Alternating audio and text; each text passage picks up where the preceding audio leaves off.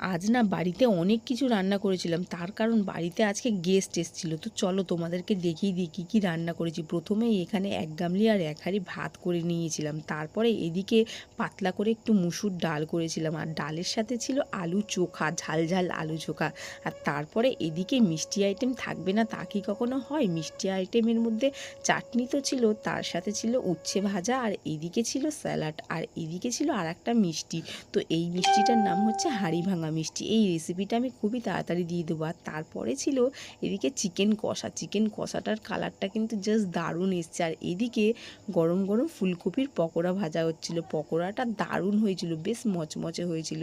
তো দুটো জিনিস তোমাদের দেখানো হয়নি, সেটা হচ্ছে কি কেক। আমি আগের দিন রাতে কেক বানিয়ে রেখেছিলাম।